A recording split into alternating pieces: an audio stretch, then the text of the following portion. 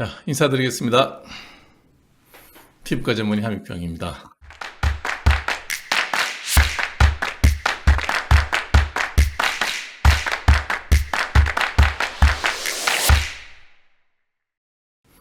(16가지의) 보수주의의 강령이라는 제목을 뽑았는데 이걸 제가 어떻게 썼겠어요. 제가 쓴 게 아니고 사실은 이 16가지의 보수주의 강령은 영국의 보수당 지도자가 한 이야기입니다.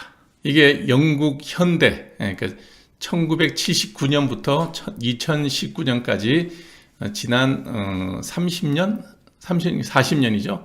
40년간의 영국 정치 지형에 대한 분석을 하는데 보수당 쪽만 제가 한번 요약을 해봤습니다. 보수당의 이제 마가렛 대처가 1979년부터 87년까지 무려 18년 정도를 집권을 하죠. 그때 득표율이 43%. 여기도 이제 이 정도 득표를 하면 일당이 돼서 다른 자유당이랑 연정이 구성이 되면 이제 집권당이 되죠. 마가렛 대처가 자기 임기를 끝내고 난 다음에 그 후임으로 지명했던 존 메이저가 한 번 선거에서 이겨서 연장을 해요. 겨우 이겨서. 그러나 존 메이저 총리가 전반을 하고 후반에 총선에서 참패를 합니다. 그래서 이때 1997년에 노동당으로 이제 좌파로 넘어가게 되죠. 그때부터 존 메이저가 정권을 잃고 그러고 난 다음에 당연히 사퇴를 해야죠. 책임을 져야 되니까 윌리엄 헤이거가 다시 이제 그 후임이 됩니다. 윌리엄 헤이거가 이제 물려받았는데 또 져요. 또 지니까 윌리엄 헤이거도 또 그만두고 다음 분 그 보수당 지도자로 마이클 하워드라고 하는 오늘 아까 얘기했던 보수주의의 16가지 강령을 발표했던 그 야당 대표죠. 영국 보수당의 대표로 그 얘기를 했는데 이 사람 역시 또 2010년 총선에서 또 집니다. 또 지고 난 다음에 데이비드 캐머런이라고 하는 젊은 보수 지도자를 영입을 하고 앞세워서 2015년도에 아마 집권을 했을 거예요. 이때 집권해서 우여곡절은 있지만 테레사 메이 이제 EU 탈퇴 문제로 또 사퇴를 하고 현재 보리스 존슨이 영국 수상으로 있죠. 여러 가지 이제 구설은 오르내지만 현재 영국이 계속 보수당이 계속 집권하고 있는 요 언저리에서 이제 집권 시작했으니까 마이클 하워드 그 당시 보수당 총재가 16가지 보수주의의 강령을 발표하고 난 다음에 무려 10년이 지나서 집권이 시작됩니다. 10년을 그 뒤로도 보수당은 집권을 못하죠. 이때부터 따지면 97년부터 따지면 물경 거의 10년, 20년 18년 가까이를 노동당한테 권력을 뺏기게 됩니다. 자, 그런데 그때 2001년, 2년 요때 이제 그 야당 총재가 됐던 마이클 하워드가 계속해서 보수당으로서 지고 있었지만 그래도 절대로 우리가 지켜야 될 기본적인 강령, 이거는 꼭 지키자. 그 다음에 또 하나가 뭐였냐면 이때도 영국 선거판이 굉장히 어수선하고 여든 야든 서로 상대방에 대해서 공격만 했지 국민들에게 진정하게 자기들의 정체성을 밝히고 나라를 이렇게 이끌어 가겠다는 그런 게 없이 이번 대선과 비슷했던 그런 그 진흙탕 도구 파이팅을 하는 그런 모양을 보였었던 거죠. 그래서 마이클 하워드가 야당 총재였지만 영국의 정치가 이렇게 되면 안 된다. 그런 의미로 했던 발표 강령들이 16가지가 있습니다. 16가지 중에 1번이 이겁니다. 16가지 중에 13개는 나는 믿는다. 나머지 3개는 나는 믿지 않는다예요. 1번. 자신은 물론 가족의 건강과 행복을 추구하는 것이 인간의 본성이라고 나는 믿는다. 여러분 동의하지 않습니까? 우리가 무언가를 노력하고 저축하고 하는 이유, 공부하고 하는 이유가 자신은 물론 가족의 부와 행복과 건강을 추구하는 것이다. 그게 인간의 본성이다. 누구를 위해서, 사회를 위해서, 국가를 위해서 그러는 게 아니다. 그게 인간의 본성이라고 믿는다 그러는데 여러분 생각은 어떠세요? 저는 너무나 동의하는 내용입니다. 2번, 국민이 인간 본인의 야망을 추구하지 못하도록 막는 장애를 제거하기 위해 헌신하는 것이 정치인의 의무라고 나는 믿는다. 여러분 어떠세요? 예. 이제 우리 좌파 지도자들은 이런 얘기를 들으면 동의하지 않겠죠. 사회를 위해서, 남북 통일을 위해서, 우리 민족을 위해서 우리의 생각이나 욕심을 줄여라. 그렇게 주장하고 듣기는 되게 듣기 좋죠. 그러나 나는 그런 의견보다 이 의견에 저는 동의합니다.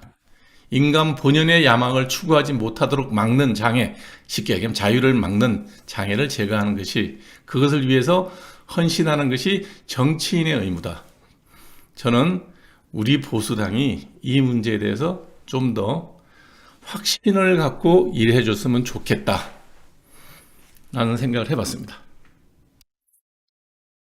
3번, 국민은 그들이 삶의 주인이고 간섭과 지나친 통제를 받지 않을 때 가장 행복하다고 나는 믿는다. 여러분 어떻게 생각하세요? 저는 동의합니다.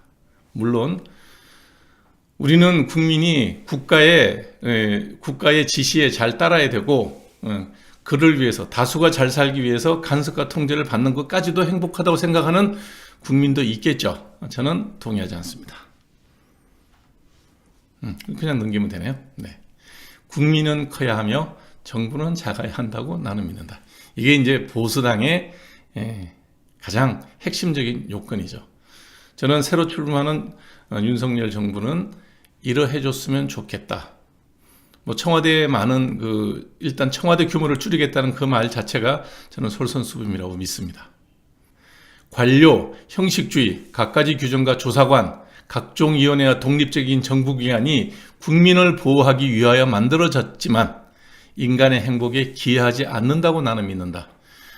아마 여러분들도 상당히 격하게 공감하실 겁니다. 6번, 모든 국민은 잠재 능력을 최대한 발휘할 수 있는 기회를 가져야 된다고 나는 믿는다. 우리는 늘 보면 기회보다는 결과 중심적으로 많이 움직였죠. 저는 옳지 않다고 생각합니다. 7번, 여기에 책임 얘기가 나옵니다. 우리는 자유를 주장하지만 책임 없는 자유는 없으며 스스로 돌보지 못하는 사람들을 돌보는 것은 우리의 의무라고 나는 믿는다. 이게 사회보장에 대한 얘기죠. 우리는 언젠가부터 놀아도 똑같이 돈 넣어주겠다는 그런 주장을 하는 정치인도 있었습니다. 책임 없는 자유는 없습니다. 우리가 자유를 넣을 때는 책임을 져야 되겠죠. 그거는 뭐 병력의 의무도 매한가지입니다. 스스로 돌보지 못하는 사람들을 돌보는 것은 당연히 우리가 공동체의 의무죠. 이게 공동체가 해야 될 최소한의 의무죠. 어떤 의무? 스스로 돌보지 못하는 사람들을 돌보는 것입니다. 사지육신 멀쩡하고 노력할 수 있는 사람이 노력하지 않는 사람까지 돌보는 의무는 없습니다. 저는 그렇게 생각합니다. 불공평은 우리를 분노하게 하며 기회균등이야말로 중요한 가치임을 나는 믿는다. 이게 우리가 균등해야 되고 공정해야 되는 건 기회의 문제지 결과까지 균등해야 된다. 그러면 그거는 이미 맞지 않죠.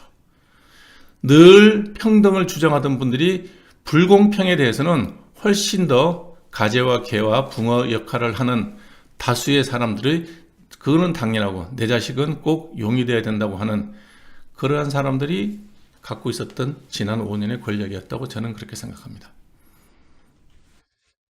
부모는 자녀에게 자신들이 받았던 것보다 더 나은 교육을 제공하기를 원한다고 나는 믿는다. 이 교육의 기회를 제공하는 것에 있어서 국가가 공교육으로 모든 걸 제공할 수 있으면 좋겠지만 내가 능력이 돼서 더 나은 교육의 기회를 제공하겠다고 하는 부모의 욕심까지 뺏는 것은 그거는 국가 공권력이 하지 말았어야 될 일이라고 저는 생각합니다. 그렇게 따지면 또 그런 얘기 하겠죠. 너는 여유가 있으니 자식들한테 더 많은 교육 기회를 제공할 수 있으니까 그렇게 얘기하지 않느냐. 예, 그거는 맞아요. 그러나 저도 이 자리에 올 때까지 가회 한번, 학원 한번 제대로 못 다녀봤습니다. 그거는 각자의 노력이 훨씬 중요하다는 거고, 또 부모가 아무리 좋은 교육 기회를 제공해도 받아들일 능력이 안 되는 자식은 그 교육 기회를 못 누립니다. 고로 평등 교육을 주장하는 분들의 가장 모순점이 뭐냐? 그거는 국가가 투자하는 교육기관은 평등하게 하라는 거죠. 개인이 누릴 수 있는 사적 교육, 학원을 얘기하는 겁니다. 저는 학교를 얘기합니다. 사학에 대해서 국가가 몇 푼의 지원금을 주는 조건으로 마음대로 교직원 임명권까지 가져가겠다. 차라리 그러면 사학을 다 인수하시는 게 맞죠. 그거는 위선입니다.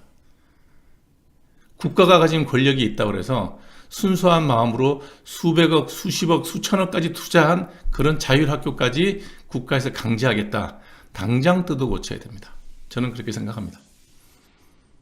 모든 어린이는 노후에 자신들 부모가 평안하기를 바란다고 나는 믿는다. 이 문제에 대해서는 우리나라의 모든 자녀들은 기본적으로 다 효자, 효녀입니다. 네. 그런데 그거를 개인에만 맡겨놓지를 않고 국가가 일정 부분 책임을 질 수 있으면 그게 좋겠죠.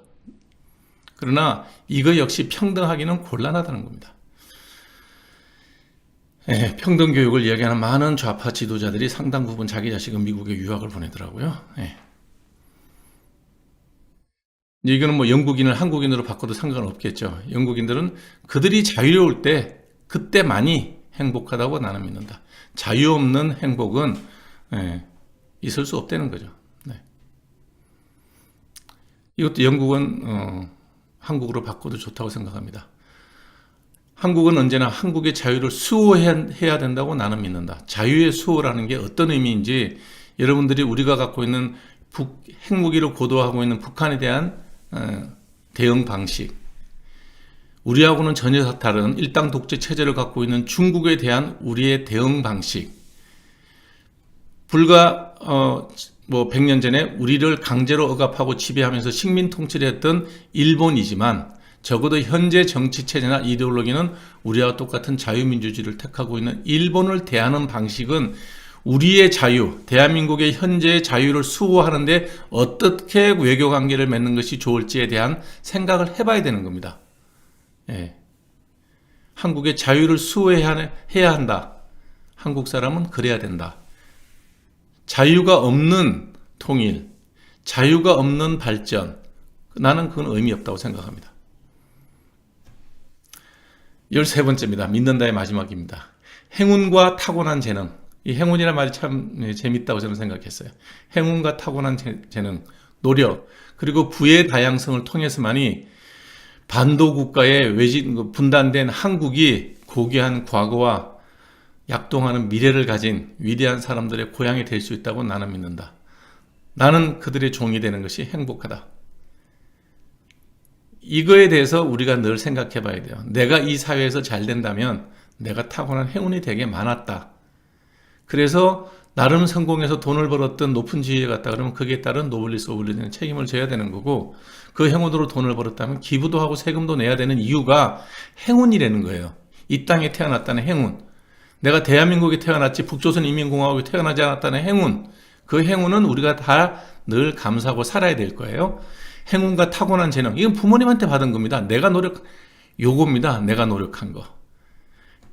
이 국가에 태어난, 대한민국에 태어났다는 행운, 좋은 재능을 타고났다는 부모님에 대한 감사함, 그리고 나의 노력, 그리고 다양한 방법으로 이루어진 부의 다양성을 통해서만이 대한민국이 앞으로 약동하는 미래를 가진 위대한 우리 후손들의 고향이 될 수 있다는 겁니다. 망하고 없어지면 없어지는 겁니다.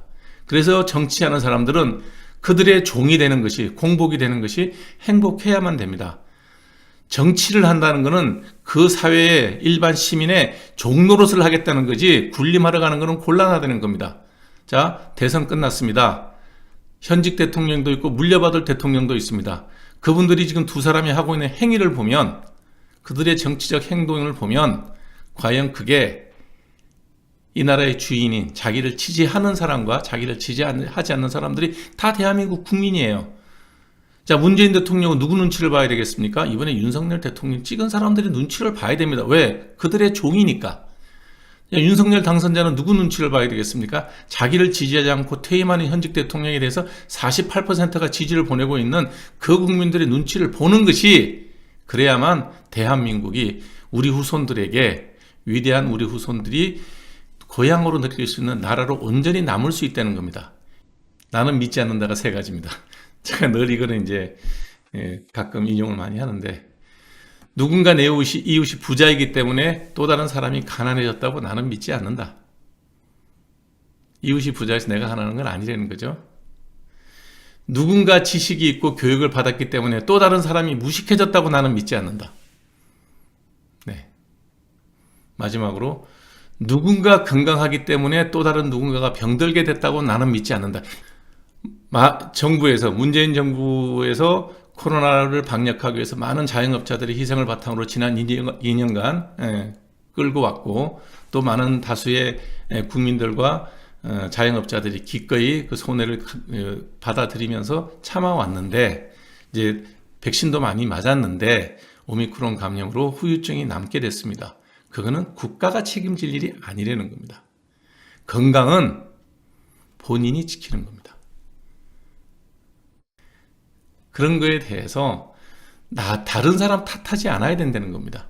전 국민의 5분의 1 정도가 지금 감염이 됐고, 5분의 4 정도는 백신을 통해서든 아니면 본인의 건강 관리든 잘 오미크론 코로나에 감염되지 않고 버티고 있는데, 내가 감염된 것을 국가와 사회가 책임을 져달라. 어떤 결과에 대해서 누군가에게 핑계를 대는 게 아니라, 누구의 탓으로 돌리는 게 아니라, 내가 잘못한 건 없는가, 내 몸 관리는 내가 잘못한 게 없는가라는 것을 한번 생각해 볼 필요가 있다는 얘기가 제 오늘 말씀드린 얘기 요지고요. 마지막으로 이 얘기도 하고 싶었습니다.